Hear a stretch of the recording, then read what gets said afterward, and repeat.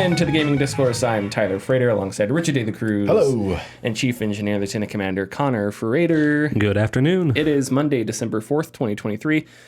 Follow us on Twitter and Facebook at The Gaming Discourse. Go to our YouTube channel, YouTube/Gaming Discourse, Patreon.com/The Gaming Discourse, so you can support us, see our videos early, stuff like that. Okay, today, starting off, we wanted to address something regarding the Game Awards. There was a letter signed by, I think it was somewhere around a couple hundred, like 100 developers, recipients of the Game Awards Future Class, along with thousands of other developers and other signees, I think, from really across the games industry, about what's going on in Israel right now, specifically in Gaza.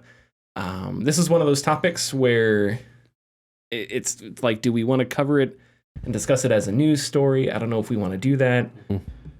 So it's one of those things where sometimes it's easier to address it off the top. We're also not experts in this. It doesn't take an expert to say that what you see happening out of there is just, it's terrifying and horrible. But we wanted to address it.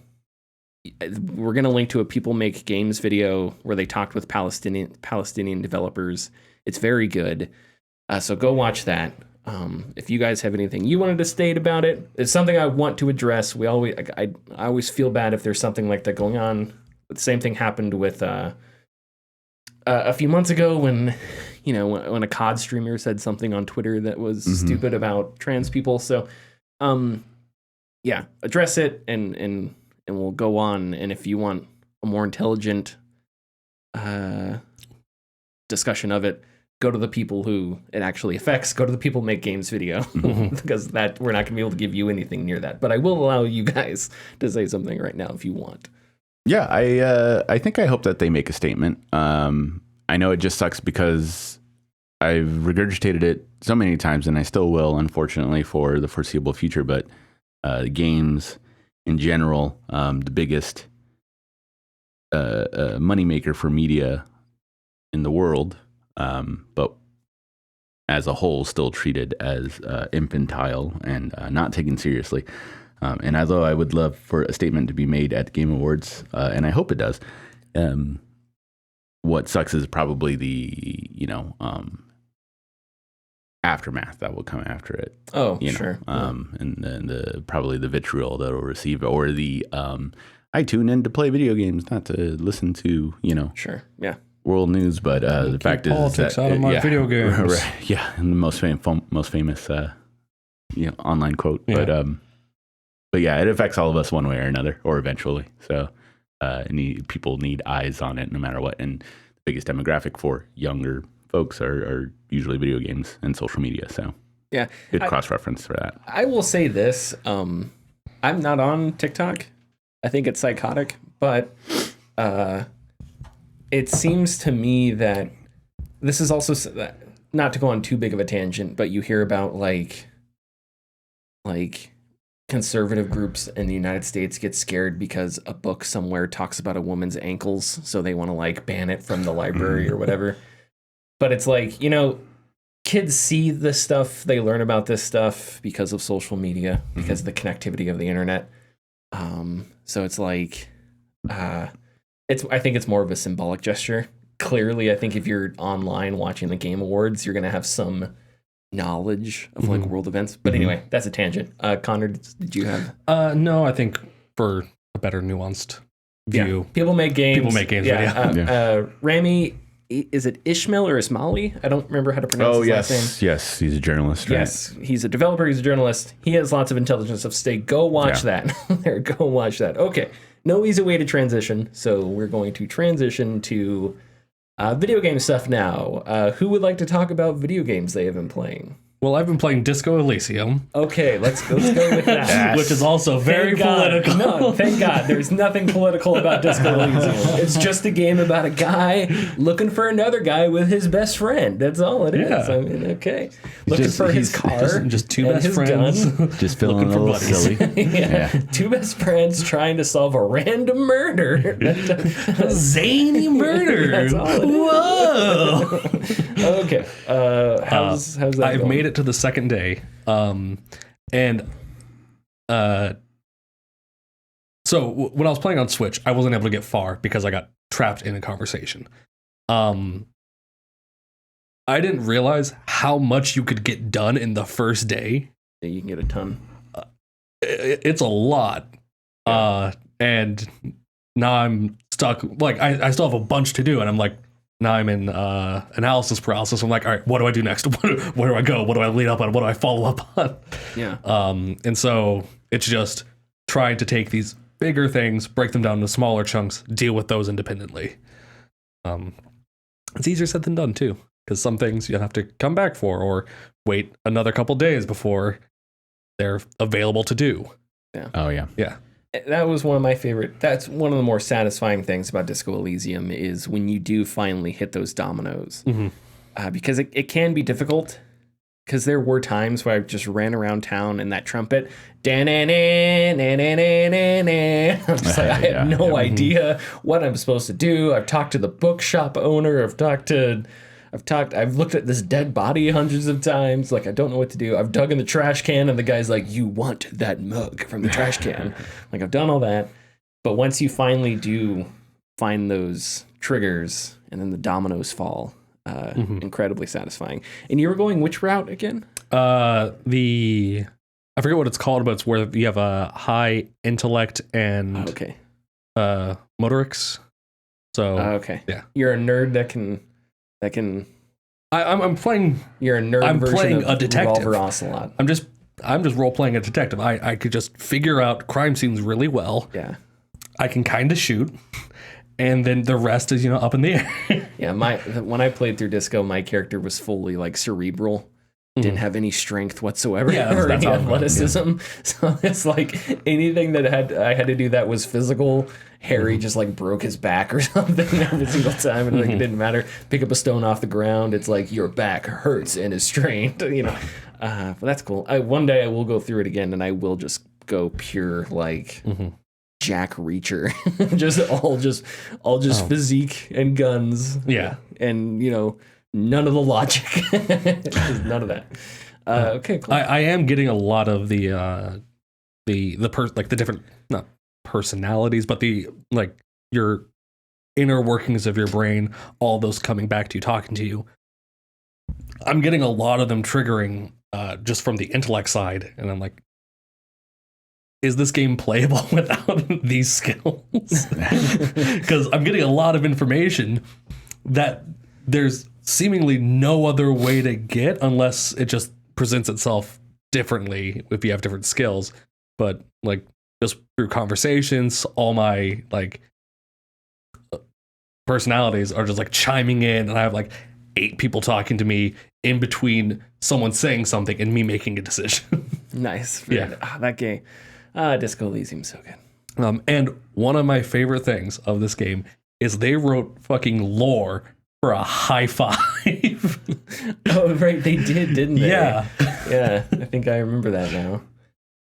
Barely, but because it's like you have to roll something to get the high five. Ace correct. is high, then ace is low. Yeah, that's it. And like when you complete the ace is low, it's like Kitsuragi's not the type to leave someone hanging. It's like, hell yeah. Yeah. He is such a good character. Such a well-written character. Man, it really is like a Spock and Kirk dynamic. It's so much fun. So much fun. Okay, anything else, Connor? No. Ready. Richard?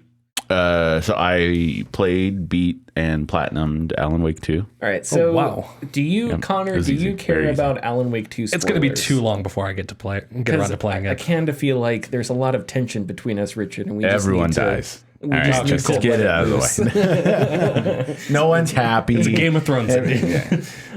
So okay, here we'll do. Go ahead. We're going to put in a spoiler tag. We'll put a spoiler tag here. Right. 29 minutes 52 seconds. There.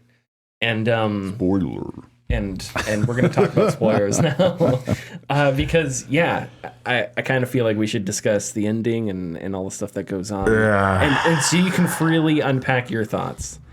Because I haven't really been thinking. It's a lot to take in. There's a lot to take in for the game. And the question I have left is where we go next, essentially, and the ending kind of leaves off on another pseudo cliffhanger.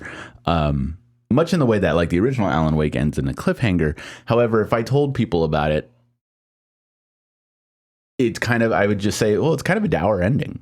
Like it's just like an ending that you can take at face value. And it's just one of those, endings that's this is just how it is. Are you talking about the first one? The first Alan Wake, yeah. Yeah, because the first one's much more cut and dry. Yes, yeah. So you can branch off onto something else if you want to do that, which is what they did with Alan Wake and to a lesser extent Control, Quantum Break, and American Nightmare. But with Alan Wake 2, this one seems like much more of a like, oh yeah, there's more coming, and I'm curious to see what it is. There are lots of questions that are unanswered that I want to be answered. Of course, Sheriff Breaker is one of the major ones. Warland Door, of course, is probably the biggest mystery, which I learned they did want to bring back Lance Reddick for that, but they couldn't. Okay. Yeah. And to an extent, the FBC's involvement. I'm not sure if that thread is now just like completely gone, or if they want to maybe try to reel it in, because it seems like Alan Wake 2 takes place concurrently with Control, or maybe a tiny bit afterwards, which is weird because the Control DLC for Alan Wake makes it seem like Alan Wake was going to take place a lot later, but it's a whole other thing. I have not played the Control DLCs, so contradict me here if there's anything in those. And I did not find all of the manuscript pages in Alan Wake 2. I found a lot of them, but I think I probably missed some of them here and there. I can't remember if they do the same thing in Alan Wake 1. There are manuscript pages that are purposefully locked out unless you do the hardest difficulty. Nightmare. Yeah, okay. So you don't know what's real at the very end of the game. So at the very end of the game, Saga ends the spiral, right? And ends the loop.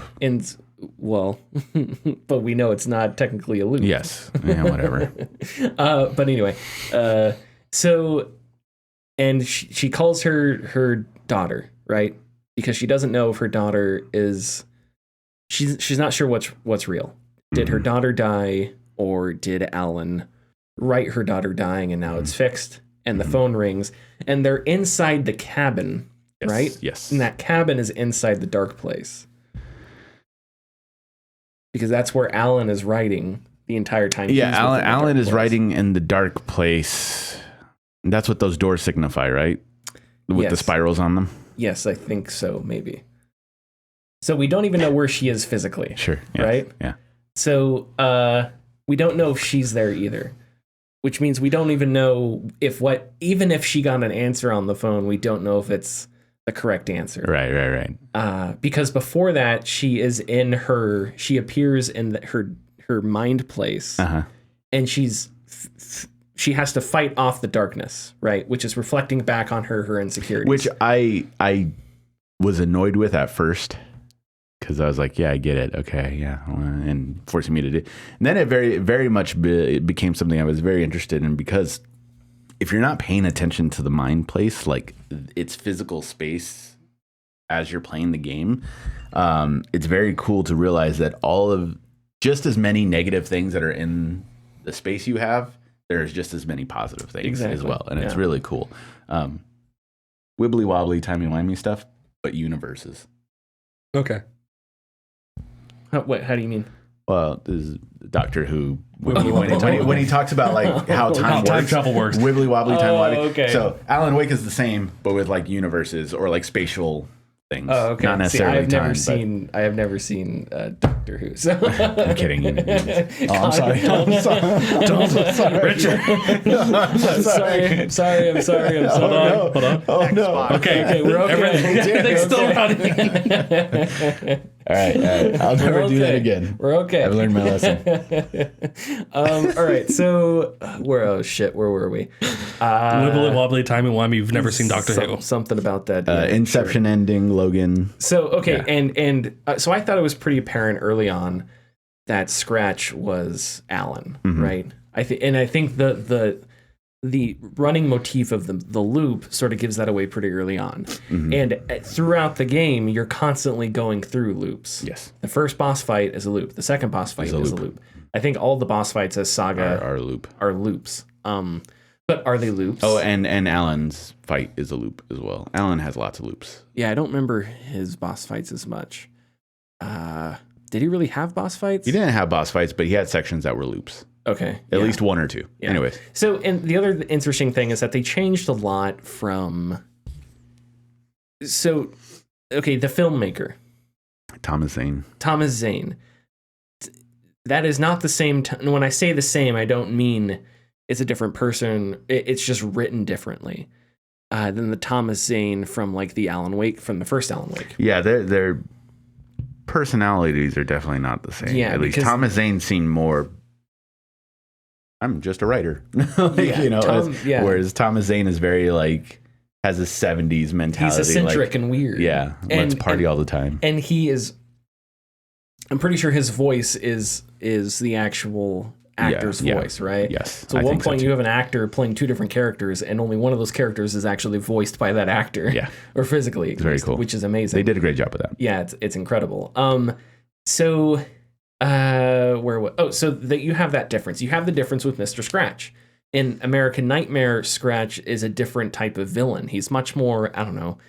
He kind of reminds me of, I think he's more interesting than, I think, Voss from Far Cry 3. Yeah. I think it's kind of a little overrated. He had one cliched line about insanity and everybody's like, he's amazing. But sorry, I made the internet sound stupid. But Scratch, I thought, is similar because he's like this charismatic, crazy guy and he hosts a party or whatever. But the Scratch we get in Alan Wake 2 is not that. The Scratch we get in Alan Wake 2 is, and this is a spoiler for Twin Peaks. Sorry if you want to watch the third season. There is a similar thing that happens in the third season of Twin Peaks where Agent Cooper, who is the main character of Twin Peaks, he enters what's the alternate universe? It's called like the Red Room or the Red Cabin or something like that.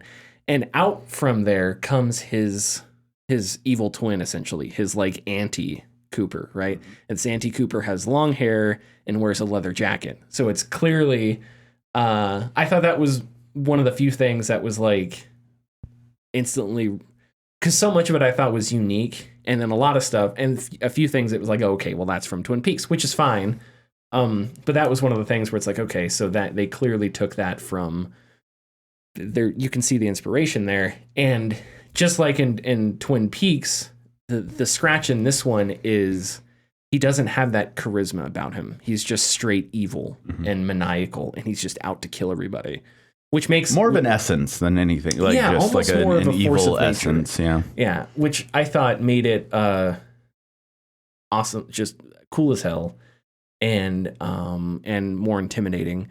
I surface level reading, which I'm bad at reading stuff, but like surface level reading is clearly like the dark place reflects your own insecurities, your own anxieties, turns them back on you. And it does that until it breaks you. And Alan, eventually, you read about Alan, who he was outside of work. You learn he was kind of an asshole, stuff like that, right? So how did he get that way? I don't think he was a fan of celebrity. He wasn't a fan of, I think the posters of like all the different Alex Casey movies is his sort of like, they're taking his books, they're making them into stupid Marvel movie type franchise bullshit, right? Yeah. So there's a certain anger, frustration there. So the surface level reading is that Alan is his own worst enemy, and his bad side eventually overtakes him, and he becomes Mr. Scratch. And there's a scene in the game where he literally is scratching, and this is where it's confirmed in the game. He's literally scratching out Wake on one of the manuscripts. Yeah. And that's when you know, okay, so he is Scratch, right? Right. But he also, every time he dies, he reawakens and he's Wake again, right? For some reason. So he's constantly trying to fight out of that. I think, man, If there were a movie about Alice Wake's story and it was a terrifying horror movie, that would be a great horror movie. Yeah, that would be a great horror movie. Because the end of her, do you remember the end of her storyline once you see all her clips? Yeah, so they're the ones that end with the photo of her supposed suicide. Terrifying. Yeah, no, I was actually kind of like with each photo I kind of kept doing this. Yes. Because I was just kind of like yes, like, exactly. That it went on for a little too long in a good way. Mm-hmm. But just the way it was shot, the filter that was put upon it, everything about it was extremely unsettling. Yeah, so you see her because she had that before. This is my last. It wasn't like it was like a slight hint of happiness of like I found it what I wanted. Yeah. And it just added much more to that sequence. Yeah, because she's trying to find. She doesn't think Alan is dead. Right.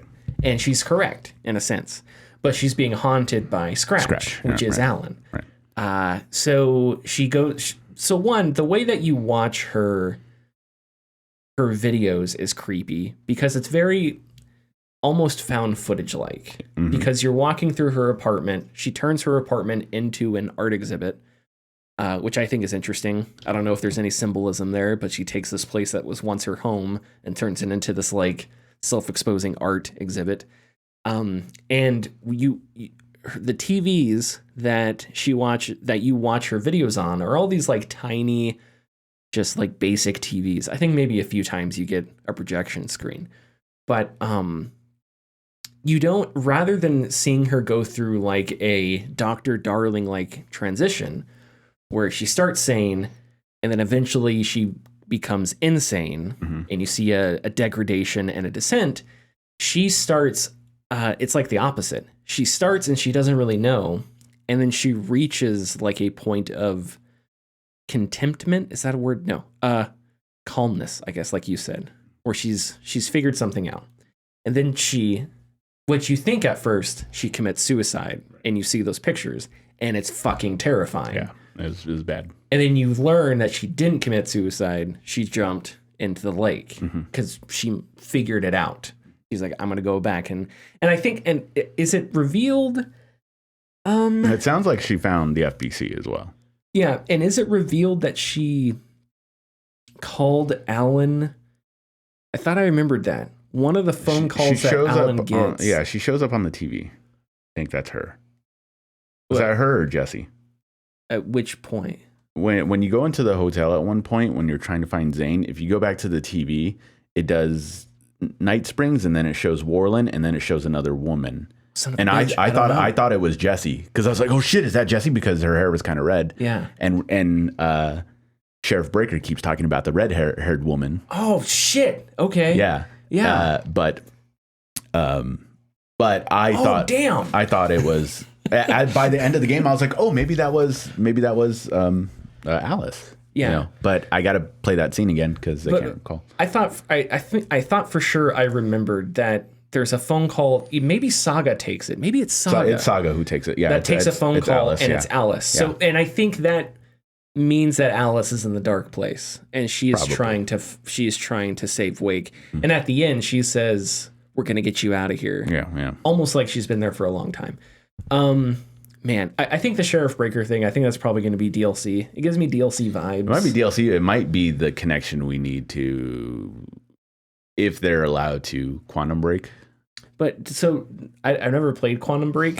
That's not his name in Quantum Break. It's not his name in Quantum Break. If it was, I was going to slam my head on the desk. He keeps talking about, I keep having dreams of me in different places as different people. And so it's the same actor, Sean Ashmore, and he's so I was like, oh.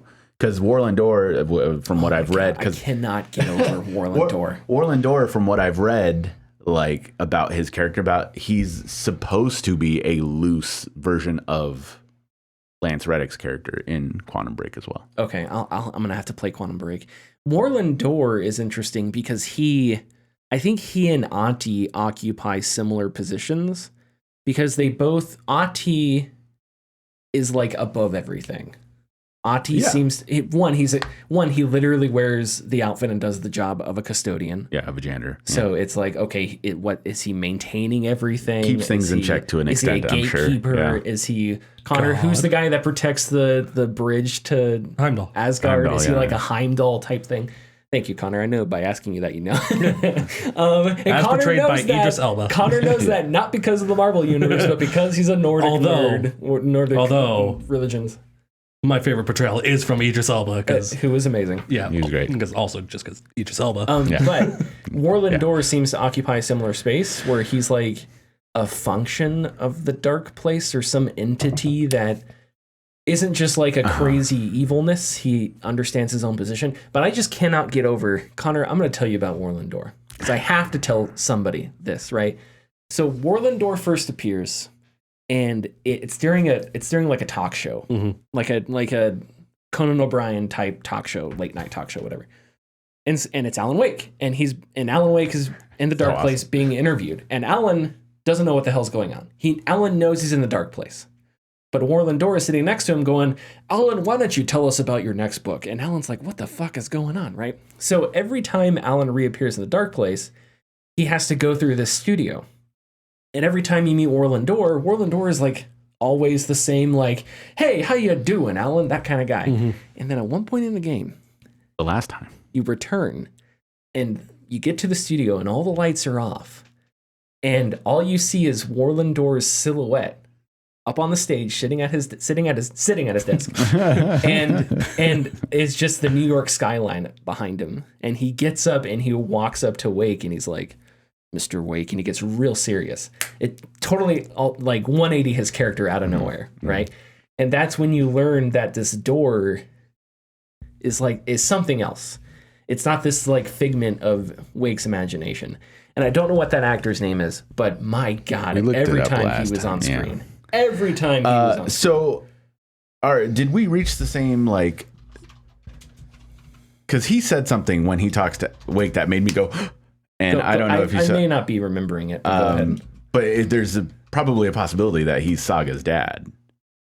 What did he say? Because he said you brought something in here that you shouldn't have messed with. Like the way he said it was basically like you brought something here that you basically you shouldn't have messed with. Okay, but with Saga, something that belongs to like some. Oh, okay, that's interesting because we know Saga's dad was abusive, right? I'm pretty sure. I think so. Yeah, David Harwood. Harwood. Just incredible. Just mind-blowingly good. Everybody in this game. But I'm pretty sure we learn. No, I'm sorry. It was. No, yeah, I think it was Saga's dad didn't get along with Tor. Are you reading theories? I went Warland Door and I went to the wiki and like. In Control, Dylan Vaden mentions that he encountered a man who called himself Mr. Door while in a dream. And I'm fuck. Oh, damn it. It's all goddamn fucking connected. Okay, yeah, that's what I mean. But there is a section that says possible relationship to Saga Anderson. Okay, that's interesting. Because one of Saga's parents didn't get along with Tor. Yes. We know that. And I think it was the father.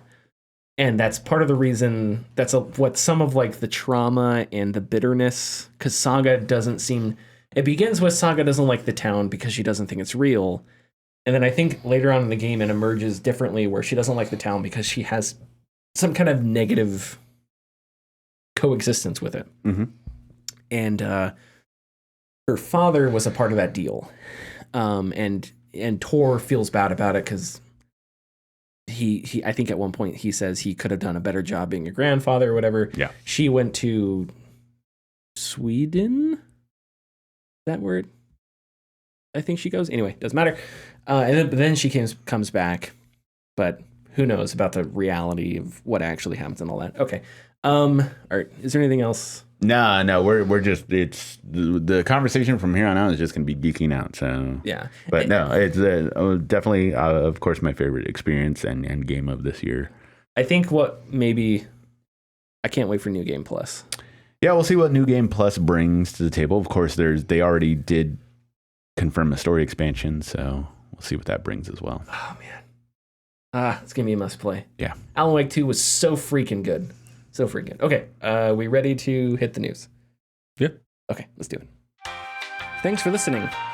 If you like our content, please consider subscribing or leaving a like and comment. You can find us at patreon.com/thegamingdiscourse. And our tiers are $2, $4, $7, and $10 and include getting your name in the video credits, early access, and access to our Discord server. Okay, what the hell are we talking about? Oh yeah, I wanted to have a discussion about game updates because Cyberpunk will be getting one more update as announced in a tweet. The free 2.1 update will include new gameplay elements, including a transit system, a tram, which was in the first one of the first trailers. 2077, he's on the train. And that's going to appear in the game. So cool. Yay. Fantastic. I have not played Phantom Liberty. You get a car in the first 3 minutes, so why do you need a tram? Yeah. The question I wanted to ask, and because it's been sort of, my brain can only fit so much stuff in it, and like wedged in there somewhere is, man, these games sure are getting a lot of updates after they've released or whatever, and a discussion about early access and stuff. It's shoved right in there between Klingon history and don't run the fade. right in between there. You don't run the fade. You're in. If you're in the, we don't get there. Free will and discussion here. I guess I'll just kick it off and say, I don't know it. I loved Baldur's Gate, but it is partly frustrating that Baldur's Gate 3, that the game there's an epilogue now that is apparently amazing. And I waited, I stopped playing the game for a while to wait for an update, and I finished it, and now there's another update that changes the ending of the game, and it's an epilogue. And one of the things I wasn't a huge fan of with Baldur's Gate 3 was how they handled the ending. So now there's this huge other addition to the game where it's like, okay, well, do I want to... You can reload your save right before the ending, but that feels weird because I already watched my game end. So it's like, I don't know, it's just weird to go back and just... Like, maybe it's not that big of a deal. But at the same time, there's so much other new stuff. They've, like, redone some of the, I think, resting mechanics and fixed some of the big bugs that I encountered. So it's like, or do I want to wait another year and try and play it? And that's just Baldur's Gate 3. Mm-hmm. So think about all the other games that have done similar things. Now, with Baldur's Gate 3, I will say that a majority of the patches and updates that have gone through it have been quality of life stuff.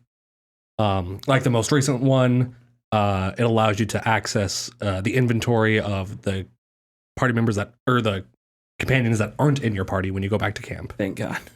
And just smaller things like that. They added a new custom difficulty option, smaller things and some bigger things.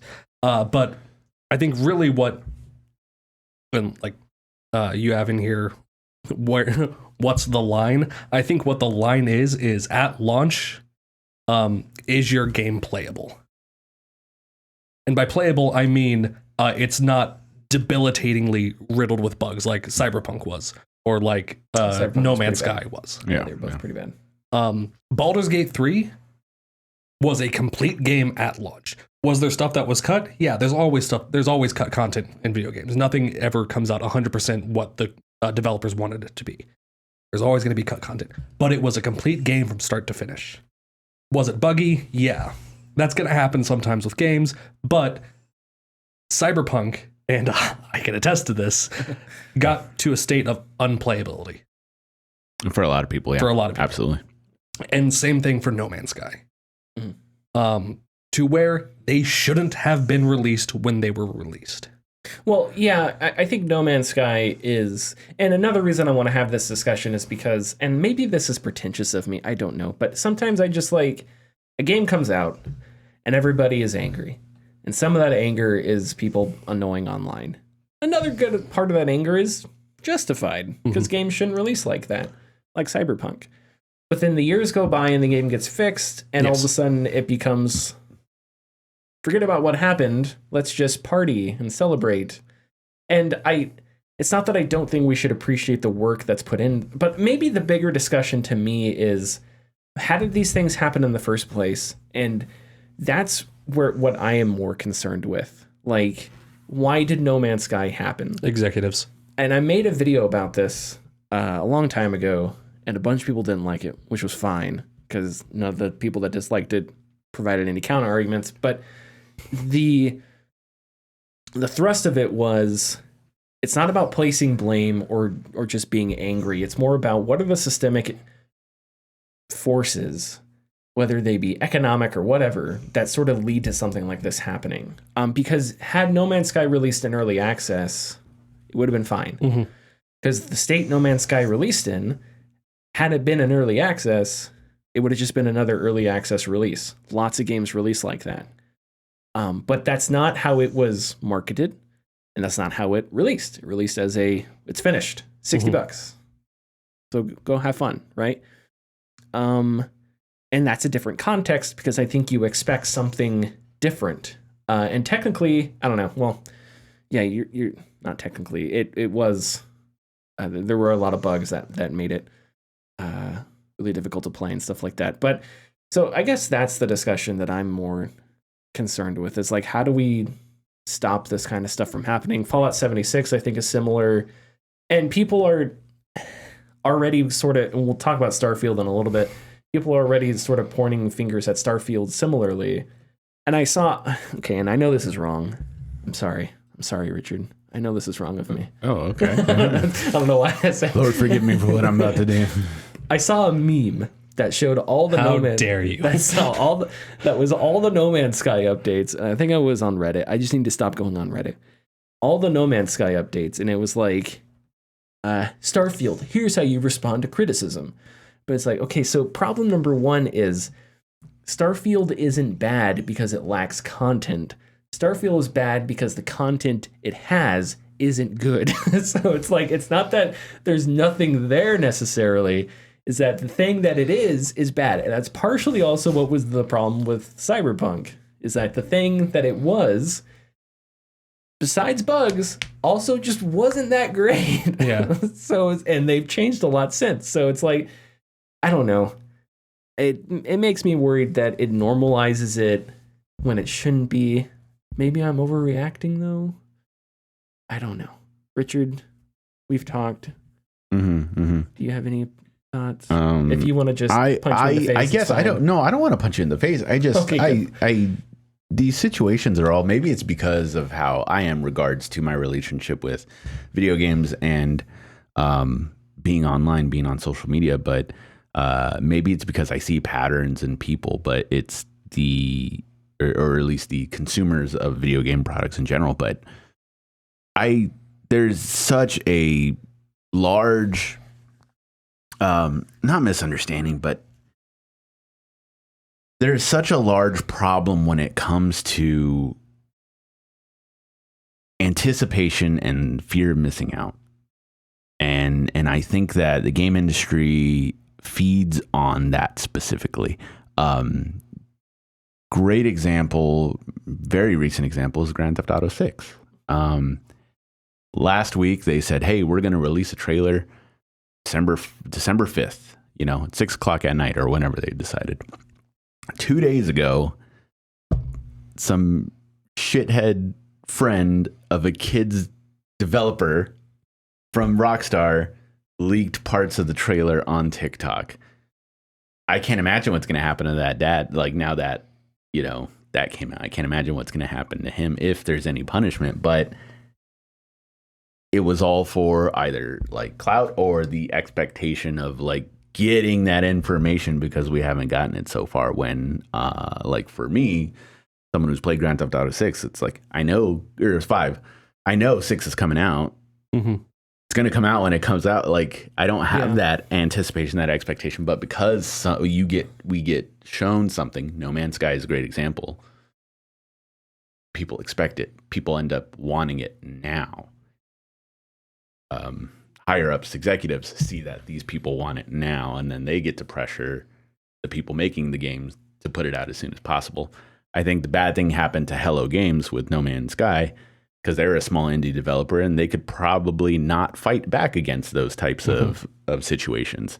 Whereas someone like Bethesda is able to announce The Elder Scrolls 6 in 2017 and not have to release it until like 2030, they'll be okay. Cyberpunk was announced in 2015 or 20. Yeah. And Oh, no, not 2012. It was it was Witcher 3 right, came out. right after or before, in the middle of before, like Witcher 3 came out. But yeah, and Cyberpunk came out, but you know, it was half baked. 2015. I'm not saying it's all that, but there is a big problem when it comes to online culture, hype culture, and all of that causes the dominoes to fall. You know, fans get excited. However many likes GTA 6 is gonna get on YouTube, Strauss Zelnick is probably gonna see that, and people are already disappointed at the 2025 like release date Yeah. for Grand Theft Auto 6. Yeah. And it's like, are they going to try to speed that up? But I think that's the reason why this keeps happening. There's also other things that keep happening, like, and I'm not saying it's bad, but another example is, I can't remember the name of the game that just came out that everybody's going crazy over. Something Squad? No. Lethal Company. Lethal Company. Yeah, Lethal Company. I take a look at the game and I'm like, holy shit, this game looks like ass. Like, it's just, I know it's an art style and I know it's like, but it's an early access game, and how huge this game is, and it's not even like it's half done, if that. Like, you get that popularity, and what are they? How long is it going to stay popular? How long are they going to work on it before the next thing comes out? But yeah, it's the FOMO and the anticipation and the hype culture that surrounds the internet and the things that people consume. I think that's a large problem when it comes to these games getting released, and then we'll fix it later, because a lot of people are fine with good enough, unfortunately. Yeah, and I don't know what. Yeah, and that good enough is a complicated discussion, because I don't know what is good enough for it. What right. is good enough? Right. Like, I think, for example, when Starfield released, I thought it was fine. It lacked some graphical, some PC stuff. It didn't have DLSS, I think. So there is stuff like that I think is a little annoying. But as far as being like, as far as bugs go, it had your standard Bethesda bugs, but I don't think it is anywhere near No Man's Sky or Cyberpunk. So I think in that regard it was fine. Hype. It's interesting that you like attach hype to it, because I think you're correct, but it's so difficult to draw lines, because internet culture is just so. Internet culture is like a Lovecraftian monster. It's so difficult to describe, because there's so many spheres of influence. Oh, yeah. And there's so many different reactions, and there's so many reactions where it's just like, that's your reaction to this? Is this? Like, doesn't make any sense. And it's hard to like figure all that out. Go ahead, Connor. I was going to say, I think it's easy to look at hype and like start to talk about the issues that come from hype generating. But hype doesn't just appear. Like for No Man's Sky, couldn't think of the name.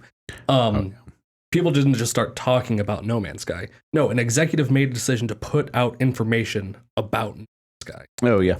Yeah.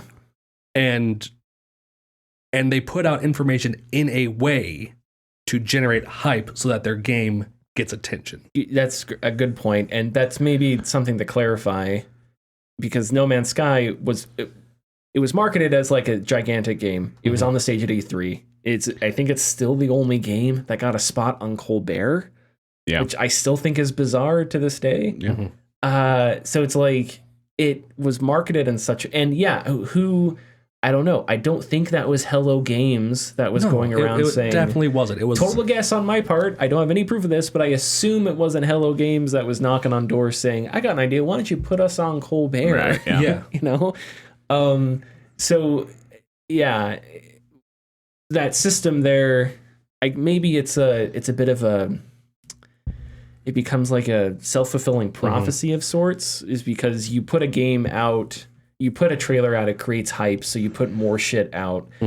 It gets unreasonable expectations. It becomes its own thing. It becomes its own monster. You know, you release a title card, and there's a subreddit for it, and there are fans on the subreddit, and there are fans of the game already before the game even exists. It becomes someone's identity to like involve their life with a game that is still like a year away. And that's not necessarily wrong. I guess it's just wrong if it metastasizes into like toxic toxic expectations and like online harassment and conduct and stuff like that. And this is where it gets a little tinfoil hatty for me.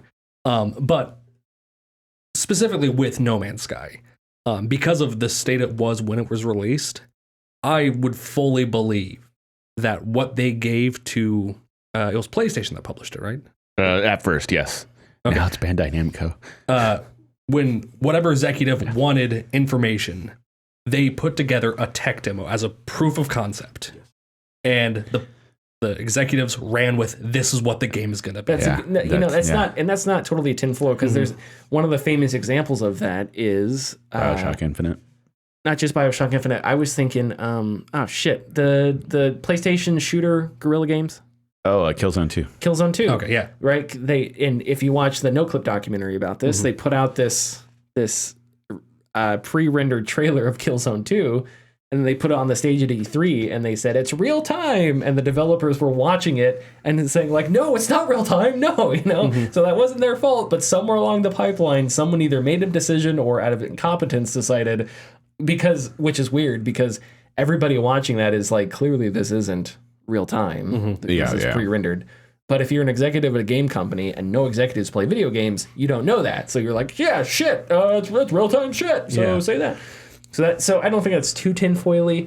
We're not talking about game updates anymore, but that's fine because it's my fault because I said. Well, no, but this, a little bit. So that's where it starts. That's where it starts. That is the first domino in this long line of games being released in not even half-baked states that then need additional years of development to reach a completed state. And how about another tinfoil hat for you? Okay, because that was a little patronizing, but it's fine. Sector 7 infiltrated the Okay, so give it to me, man. One of the reasons that we already talked about Alan Wake 2. Right? Okay, all right. So no more spoilers. I don't want to do a second spoiler tag. Damn it! It's not a loop. God damn it. Okay, one of the reasons that streaming services will release episodes on like a weekly basis, as opposed to Netflix, which dumps the entire season in one day. I hate it. One of the reasons they do this, I think part of it is bullshit. The other part is true. The flowery version is because it generates excitement from the community for every episode. Okay, no, they don't give a shit about the community. No, what they care about is if it's a 10-episode season and they space it out 1 week at a time, they've got you for 2 months. Well, not just making you pay, but they've got 10 weeks of Gizmodo and AV Club and which they should, rightfully, Hollywood Reporter, whatever, writing stories, writing reviews about the latest episode. So you have a 3-day block where it's this episode's about to come out. The episode came out. Reaction day after. What's reviews. Next? What's next? What's going on? So you take something that's 10 hours long, you separate it into 10 separate 1-hour segments over 10 weeks, and over that 10 week, you stretch something that's 10 hours into multiple weeks of discussion through multiple outlets, right? Sports do this too.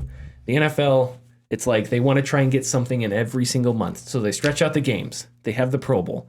They have the fucking draft. That's the same thing. It's a TV show. So, okay, with video games, I think maybe we see something similar. And that, if an update is news, so we'll put out a game and then here's an update.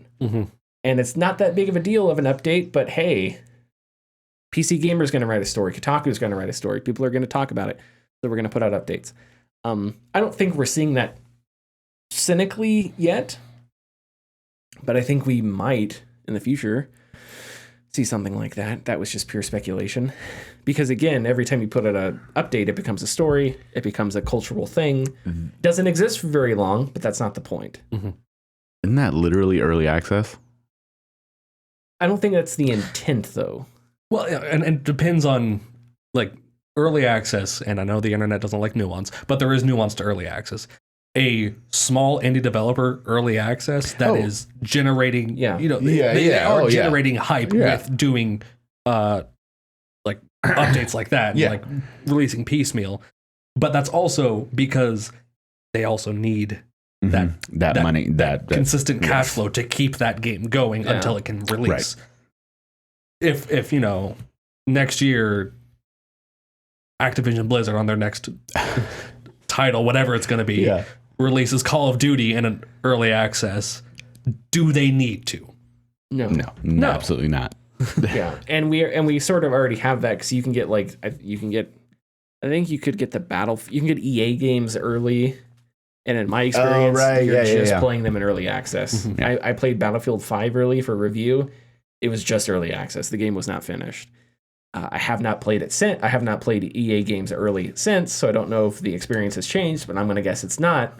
I will say, though, I'm glad that, specifically EA did this for a long time. I'm glad they've moved away from having an open beta a month before release. Yeah, you're right. Because, when we were growing up, a beta test of a game was...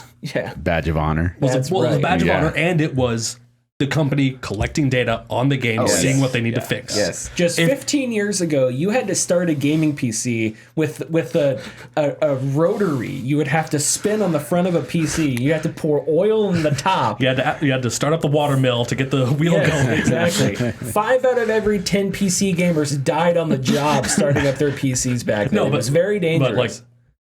But within the past, it's probably been 5 years since I've noticed it.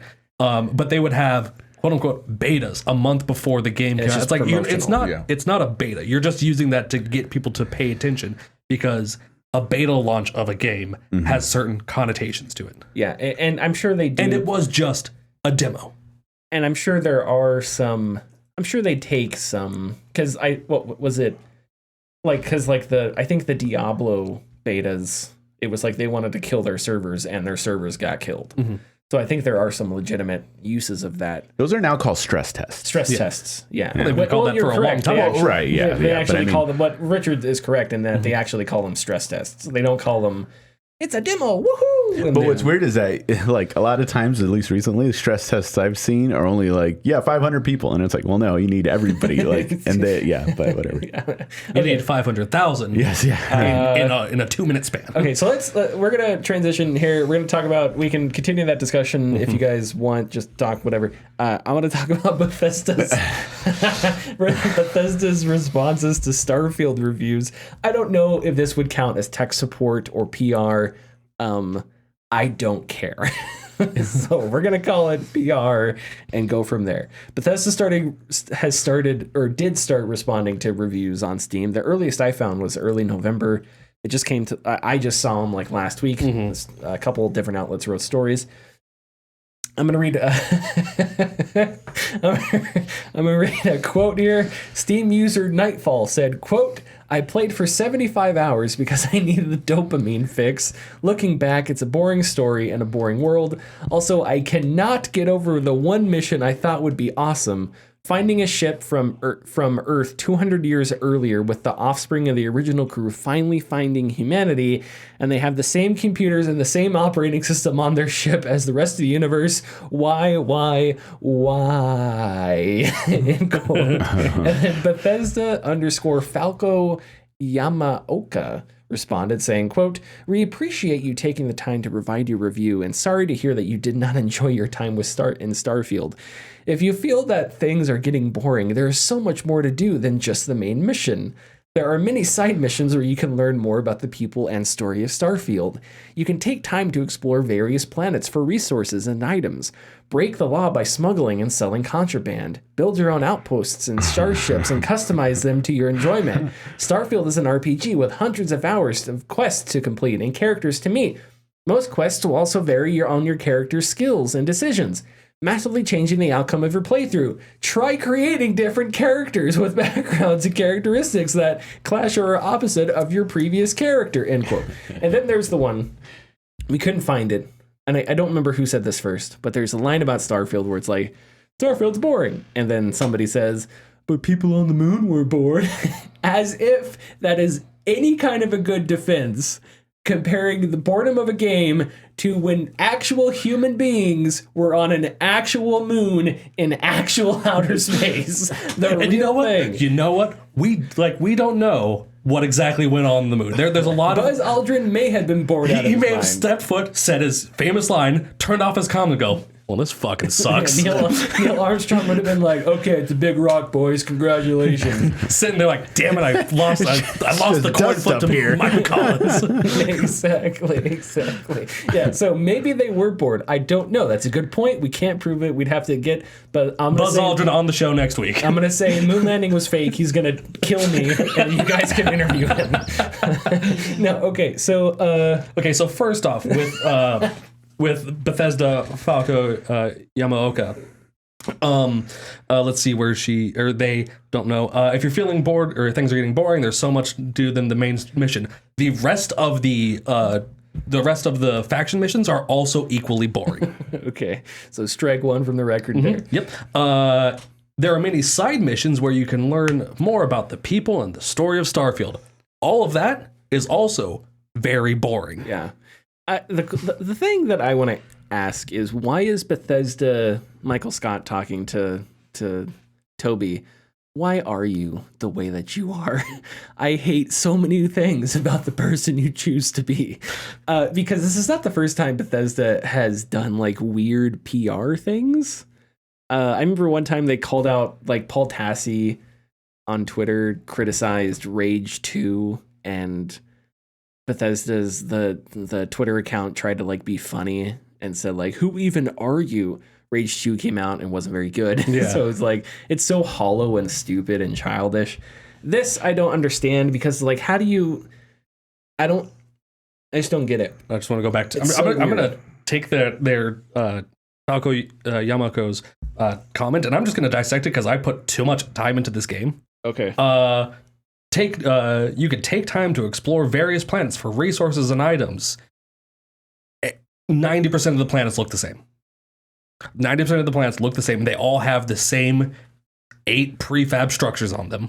Yeah, that's true. And yeah, some of them have, cool, interesting wildlife. Except it's not that interesting.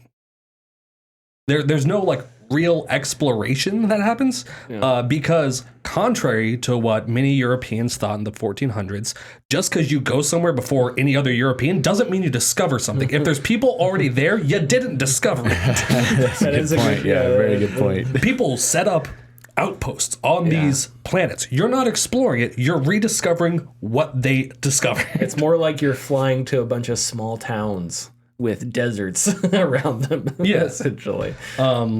Sorry, that's what I gotta say about the planets. Then exploring. Break the law by smuggling and selling contraband. That's part of one of the missions. That's part of one of the quest lines. Yeah.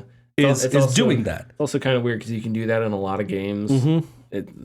It's kind of stated there as if it's like this huge feature of Starfield. Yeah. This like mind-blowing, you can break the law in Starfield. And also, there's ways to, like, because when you fly into a system, like the system security scans your ship, there's ways to bypass that. You could just fast travel to the planet. Can you fast travel to the planet with contraband? You can? Yes. Have they patched that out? I don't know. But if you go to the lodge, you can fast travel to the lodge with contraband on your person. Okay, I assume they probably patched that out, because that seems really dumb if they didn't. Also, if you have like a bounty in say the UC, you can bypass having to deal with the security in space or the security at a landing pad by fast traveling to a location on the planet. Okay, I didn't know any of this. Yeah. I wonder if it's still that way. I don't know. Anyway, build your own outpost. Outposts have no value in the game whatsoever. Yeah, and so I think they are just a resource drain. So, I think one thing that we should clarify here, maybe not clarify, because I do have some gripes too about Starfield. But one of the things is because, like, for example, planets. Because people may look at me and say, Tyler, there's nothing on planets in Elite Dangerous, and you talk about exploring in Elite Dangerous like it's the greatest thing ever made. And first of all, I'll have you know that I hate Elite Dangerous. Second of all, no. So, but I also think there are massive differences, right? When you land on a planet in Elite Dangerous, if it has high gravity, it's scary. because it's trying to drag your ship at the ground. And I have seen people die trying to land on high G planets. And in Elite Dangerous, if you die far away from space stations, you respawn back at that space station. You lose hundreds of thousands, or not hundreds, but thousands of light years if you do that. So it's kind of scary. Another thing is it's not procedurally generated. Well, it is, but it isn't. It was once procedurally generated, but now if you find a planet in the middle of nowhere in Elite Dangerous, every player sees that planet the same way. Yeah. Every feature is the same. If you're in orbit around a planet, what do we do while we were exploring is we'd look for planets with really interesting geological features. So like massive mountain ranges or huge canyons that just make the Grand Canyon look like a piece of trash, right? Yeah. Just continent spanning, right? Just crazy stuff like that. And that's where we would land. And and it's just neat to see those things from orbit or from your planetary map, fly down to the planet, land on that mountain that you saw a map of on this mountain, and fly away. So it's like, I don't know. I think there are differences there. The other thing is you experience all of space. When you fly into we call it Betelgeuse, but Betelgeuse, the star that it's very bright. Astronomers think that it could go supernova in like the next 300 years or whatever. If you go to Elite Dangerous and you fly into this star, you get a sense of its scale because you know how far away from it you are. So while the model of the star looks the same, when you zoom in, when you jump into the star system, it kind of takes you back for a second because the planets are not that far away. And I have screenshots where if you land on the closest planet and you land on a spot on the planet where the sun is either setting or rising, it is so big that it's like, I'm not even sure how to describe it. If you look at the horizon of the planet, the sun almost eclipses the horizon. Almost like there is no horizon. Yeah. And the only place you'll see that in Elite Dangerous is in specific star systems with stars that big and planets that close. You may think that's uninteresting, and that's fine, but I think it's cool because it's part of a galaxy that everyone can experience and fly to, right? And there's other landmarks people can fly. So it's like, this is a very long-winded way of saying that I think there is a difference when, yes, there are no animals in Elite Dangerous, but to me it doesn't really matter because all you're seeing is just procedurally generated head swaps. Is that really exploration? Is that discovering anything? I don't know. I don't think it is. I don't think it's that interesting. And all of this, and a lot of the stuff you see with Starfield planets, when you land at a specific spot, the geography is not all that different. There's no like differentiation. All the planets feel the same way. Planets have different gravities, but it doesn't really change all that much. As opposed to Elite Dangerous, where you see a planet with 5G and you're like, holy shit. And it's terrifying landing on that thing because it wants to kill you because it's just dragging you toward its surface. So it doesn't feel like space, I guess. And how do you make a game feel like space? You're going to have to make it boring on some level. And a lot of people don't like that. Well, space is boring. But I mean, but that's the point, right? Yeah. That's the point of feeling that scale, of flying for 20 minutes, because all of the solar systems in Elite Dangerous are made to scale. So you fly somewhere and you're like, holy shit, this is how far away this thing is. And it blows your mind. So I think those are the differences.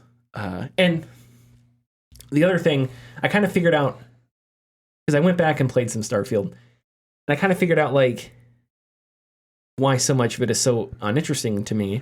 And I think it's just because there's no motivation to do anything. Why upgrade my ship? I haven't really needed to. So there's just no reason to. Like, if I kept getting bounties where it's like, this guy has a badass ship, that's like, oh man, cool, I'll go do quests and purchase better guns and stuff so I can finally shoot that guy down and take his bounty. But it's like, I haven't encountered a case. It's the same roster of the same 6 ships. I haven't encountered something where it's like, I need to upgrade my ship. some people may like to build bases because they just like building things, and that's cool. But what's my motivation? Because you have to unlock buildings, you have to go get resources. So it's this whole grind. And what is the point of that entire grind at the end of it? I don't think there is one, right? Upgrading my character. Why? I shoot guys in the face and they die. So it's like, what am I putting points into? Why does it really matter? So already it's not that interesting. So I don't know. I went back to try. Another thing is there are a lot of loading screens, and I don't think I'm being hashtag entitled gamer here. They're doing away with hashtags. Just to let you know. Okay, thank you. I'm not on the Twitter talk or whatever. There are a lot of loading screens, and it's like you'll go on one ship, and different parts of the ship have loading screens. Oh, that's strange. And it's like, and I don't know why. So I'm not an expert. I'm not gonna sit here and say that shouldn't be the way it is. But it is nice when you play something like Cyberpunk and you can walk into a building or whatever, and maybe they hide them, elevators, whatever. Yeah. But at least it's not just like constant black screens. I played a quest where there was an NPC. There were NPCs in 2 rooms. And I had to keep going back and forth between these 2 rooms to talk between the 2 of them. And it was a loading screen. It was really fast. It was only like a 5-second loading screen. But when you have to go back and forth all the time, it's just this weird break, you know, where it's like loading screen. Anyway, so there. You can keep talking about Starfield if you want. You haven't fired all your bullets at you. No, I haven't. Because So I really like the Elder Scrolls series. Yes. I've put a lot of time into Oblivion. I put some time into Morrowind. I put a lot of time into Skyrim because I like the games. And the state of Starfield, one of their new flagship IPs that they were super hyped about, and how bland it is, scares me for Elder Scrolls 6. How boring it's going to be. Because if they keep the same, and I don't know who's making the decisions for these writing staff, or if the writing staff has full autonomy, but their writing isn't producing what it used to. Whoever left from their writing staff that was doing like all the heavy lifting, apparently, they need to replace someone, or that person with someone with equivalent skill. Can I put you on the spot and ask for like specific in Starfield, or just specific? Can you think of and that's not put you on the spot, but because I don't remember like Skyrim or Oblivion's writing enough to think of like specific differences in the writing, if that makes sense. Like, can you think of specific? Because like I can think of differences between, I think, Fallout New Vegas, but New Vegas wasn't Obsidian. It's not Obsidian. It's not Bethesda. So, because I generally agree with you, but I just can't think of like specific examples about what the differences are. I guess it's just tough to put my finger on. It may not be leaps and bounds better, but there has been a steady decline in the interestingness of their writing. Like in Oblivion, as contrived and like samey as all their startings are, you start off as a prisoner, something happens, you get out.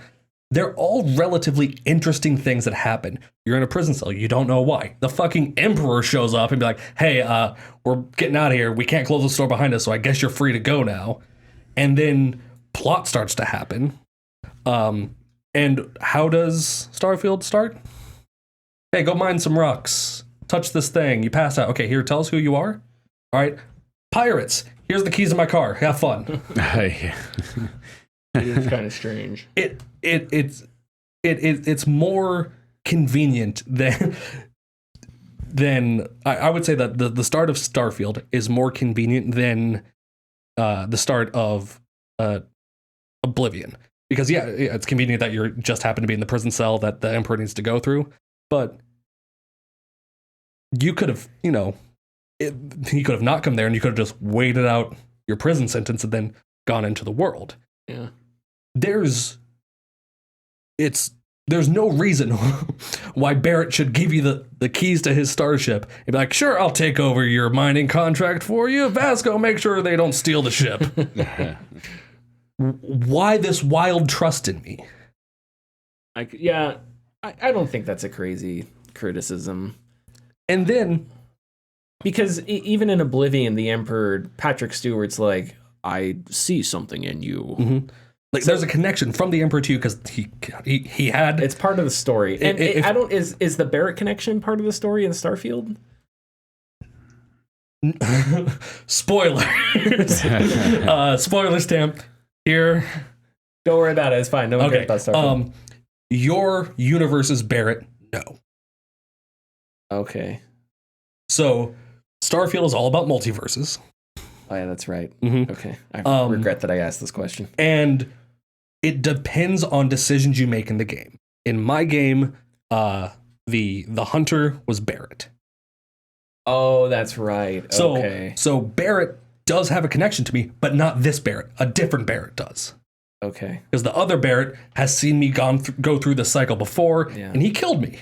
Yeah, I think it would be interesting to sit down, go through maybe even Morrowind, and actually try and pin it. Because I also agree, but I just don't remember enough to like really put my finger on the differences in the writing.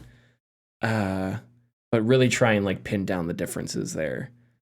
Because I feel like there is one. And I'm sure there's like 100 YouTube videos that are each 6 hours long that are all like, we're going to go there's a dialogue line by dialogue line and explain why. And there's a retrospective review of Skyrim. It's 20 hours long. Okay. That's really good. And they break down a lot. They do talk about the main story, but they talk about like so much more than just the game. They go into depth about development of the game. Story for another time. Anyway, a little bit more I want to talk about the writing is on the playthrough that I did for just doing the main story, because I got other stuff going on and I don't like doing multiple factions on the same character, even though New Game Plus says to hell with that now. I chose the Explorer like background. There were exactly 0 dialogue options in the Explorers group for the Explorer background. That'd be pretty disappointing, yeah. I think you're... Why? you get some if you are a UC born, not a citizen, because you have to go through the Vanguard to become citizen. Sure. When you join the Vanguard, if you're UC, there are UC options. If you join the Rangers as a member of the Freestar Collective, there are dialogue options. But the Explorer has no dialogue options with other explorers. And it's confusing because that's the one they should have thought of. Yeah, that's disappointing. Mm-hmm. Okay. Richard, do you have any opinions on Starfield? No, I've not Don't even played it. Yeah, I don't keep not playing it. Sure, I'll probably forget about it by the time I'm able to play it. So yeah, it might be a good time to go back to Cyberpunk. I don't know. Yeah, I mean, I'm done with Alan Wake. Well, actually, I'm playing. Oh, I forgot to talk about. Yeah, shit, I forgot about talk about another game I was playing. You know what? You don't have Tidbits, correct? No. Play a Tidbit sounder, and then you're going to talk about that game. Okay. This is Richard's Tidbit. What if I told you the other game he's in this world? And you're not cutting out my voice right now. You're leaving it. There are tits. Okay. I'm gonna leave Richard laughing. And Richard is the I'm only gonna get your man voice put out. them No, you together can't. You're going to leave into my voice tidbits. in right now. Leaving it in. Because I'm going to carry it all the way to the end of the sounder. So, Richard, what's the game you've been playing? Alan Wake 2 wins Time Magazine's Game of the Year. Oh, really? Yeah, it did. Oh, interesting. Okay. And Poets of the Fall will be at the Game Awards. Oh, as nice. Old Gods of Asgard. So Poet and his muse. I love when Alan comes out of that. He's like, catchy, huh? Like when he like talks to Ati. And anyways. So I forgot to talk about. I've been playing Terminator Resistance. Oh, okay. So Terminator Resistance came out on the PS4 and the Xbox One. And what happened was there was like slight buzz around it because apparently it was good. Yeah, apparently it was I a very remember good game. good reviews too. And no one bought it. And for a hot second, it became very rare. It became like $70-$80, which that doesn't sound like a lot, but for like a PS4 game, license based, that's a good amount. So they came out with a enhanced edition for PS5, and I still wasn't interested in it, but I was interested in RoboCop because I'm a fan of RoboCop. I'm a fan of Terminator. Can you Sorry. say the line? The line? Do you know the line? Oh, which one? Oh, Can there's you lots. fly? Can you fly, baby? So perfect. Okay, I'm sorry. Sorry. So I was interested in RoboCop because it also looked very good, and apparently it is also very good. I learned that the same team who made RoboCop also made Terminator Resistance. Okay. So I was like, oh, crap. I might want to play this. And as I was reading a write-up on RoboCop, they mentioned Terminator Resistance, and they mentioned that it was a game based off the Terminator franchise that was similar to Fallout. And I was like, excuse me? So I picked it up. And I went to go play it. And Terminator Resistance is an amazingly solid game. I'm not going to sit here and say it's the best game I've ever played, but the way I likened it is if you ever see a movie that doesn't do anything spectacular, but everything that it does do is very good. Yeah. I think that's Terminator Resistance. Okay. And it also takes this concept of like we've had plenty of Terminator games throughout the years. Tons of them. And they're always action shooters, third-person shooters, or like side-scroller shooters. And this takes place after Skynet did its thing. So everything's destroyed. People are hiding in factions. You know, they're trying to find the resistance and stuff like that. It happens before they find out that the T-1000s exist. Oh, awesome. Okay. So they don't know that they're trying to make the T-800s look human. So so at this point in time, people are trying to survive. So if I were to think about what type of game I would make in that setting for Terminator, it would be a survival game. So it is a first-person shooter, but you go through very large open areas. And you gather resources when you find them. You'll find notes from people. You are generally with a crew of people that you can talk to and either take quests from, or you'll find other people out and about that you can take quests from as well. I've encountered the Resistance faction already, and so they have an underground bunker with tons of people in there. So I'll probably get like more quests and stuff to that do. Sounds awesome. But it's very solid, and one of the best parts that I've encountered so far is you have to go to a hospital for the main quest, but during it, you also have to get like, you know, one of the medics needs, you know, antibiotics and stuff like that. But in this hospital, there's a ton of T-800s patrolling because they're taking people and torturing them for some reason. Yeah. Well, we find out the reason because you come up to somebody who's dead on the stretcher, and it's the liquid metal Terminator. It's his likeness and everything, and it's like cool, like because it's neat. like Okay. they you know, so there's references and stuff like that. Sure, But they were plagiarizing a human. yeah, but when you encounter, so they're like I said, littered with T-800s. But when you encounter it, they literally tell you cannot fight these guys. Like if they see you or you see that, like you're dead. Like your weapons are useless against them. So you're forced to sneak through the whole area while the T-800s are like walking around, and it's so cool. Scary? They are, Because that was the thing about the first Terminator was that it was scary. They're scary because, of course, they got their movements down pat. But the only way you can see them, I mean, you can see them normally, but if you do, they'll see you, and you're probably dead. But in this instance, when you're sneaking around, you put on night vision goggles, and you see their silhouettes of the skeletons as they're walking around. But I encountered parts, and it wasn't scripted. I think I just got to the right place at the right time, but I had to hide behind a door that was open, and he walked through and stopped just after the door where I was like right there and did his whole Oh, neat. thing. And I was like, because seeing it's a different way of viewing it when it's through night vision goggles, but it was just kind of I can't do anything. All right. It's not, like I said, it's Sure. It's just very solid. Would you say it's the best Terminator game?